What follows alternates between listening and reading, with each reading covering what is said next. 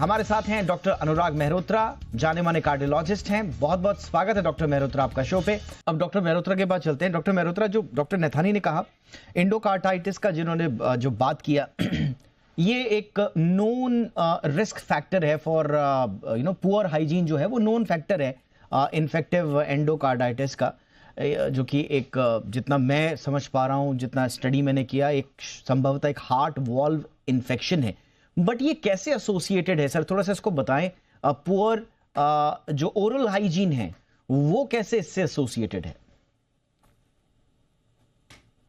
मैं आपको बहुत बहुत मुबारक दूं कि आपको हेल्थ के ऊपर 360 व्यू लेते हो।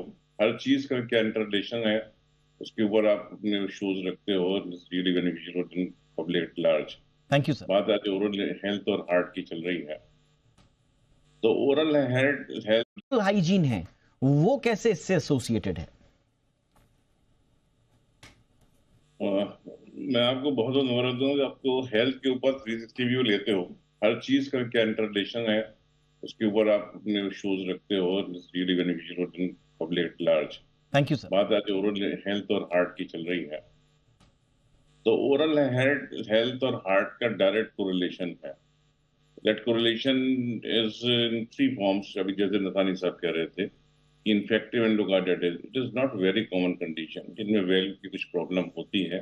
दे are prone to have infective endocarditis during dental procedure. तो प्रिकॉशंस के लिए जैसे नथानी साहब ने बताया कि एंटीबायोटिक लेते हैं, but it is not a very common situation. Other thing which has been seen कि जो कुछ बैक्टीरिया जो खासतौर से जो है पेरियोडोंटाइटिस या जिंजिवाइटिस जो इन्फ्लेमेशन होती है वो कॉज करते हैं, इट हैज बीन सीन कि वो डायरेक्टली हार्ट पे भी इफेक्ट कर सकते हैं। इट हैज बीन सीन कि जो एथेरोस्क्लेरोटिक प्लेक है उनके कुछ रेमिनेंट्स वहां मिले हैं, बट इट इज एसोसिएशन कि हुआ नहीं हुआ ऐसा हो सकता है। वो सेकंड थिंग इज बॉडी का इम्यून रिस्पॉन्स। जिस तरह के इन्फेक्शन होते हैं वो immune response can damage the arteries of both heart and brain, या उससे रिलेटेड जो और एक्टिविटी हो, जिससे बोथ हार्ट की प्रॉब्लम और स्ट्रोक होने की संभावना बढ़ जाती है।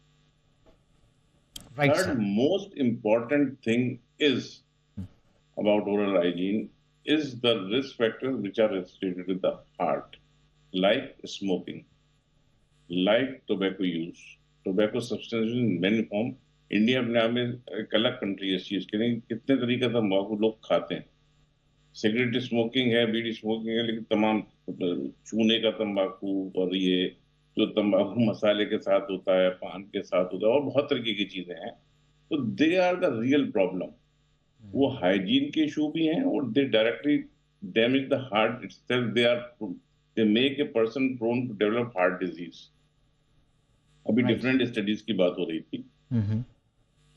Largest study to this date was in 18, which studied more than 1 million persons, in which almost 65,000 cardiac events were noted.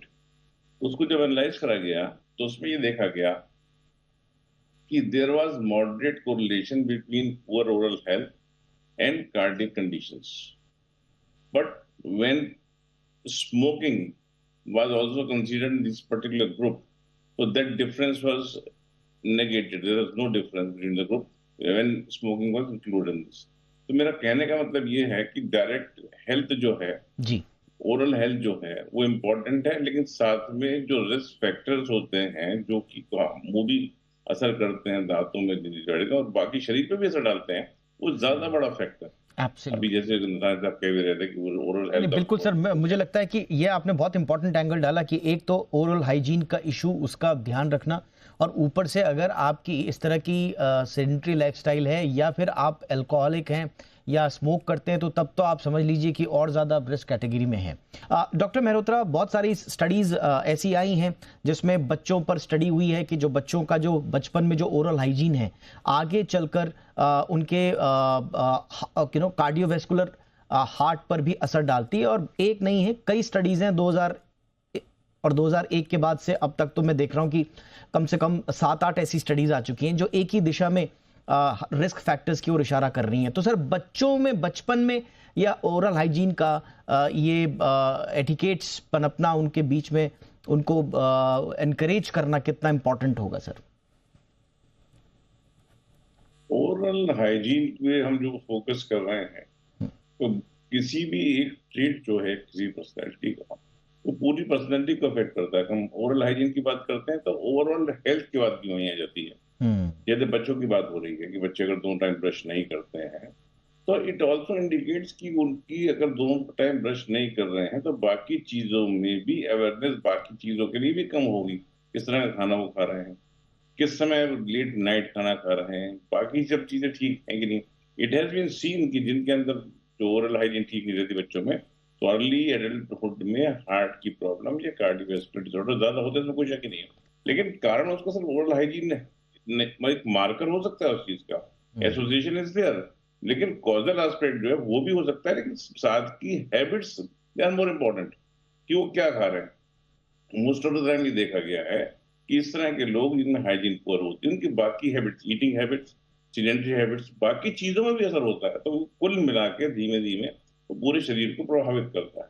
तो उसमें हार्ट की परेशानी होने की संभावना ज्यादा होती है। जो डायरेक्ट वाली बात रहती है इन्फेक्शन की, एक वो बैक्टीरिया इसमें जिंजिवाइटिस के लिए होता है, क्या जिंजिवाइटिस करके है, that can cause the problem. लेकिन वो इतनी बड़ा इशू नहीं है, लेकिन ये ओवरऑल हेल्थ का इशू है। ये association is there, whether they are causal और नॉट, ये थोड़ा फर्क है इसमें। बिल्कुल सर।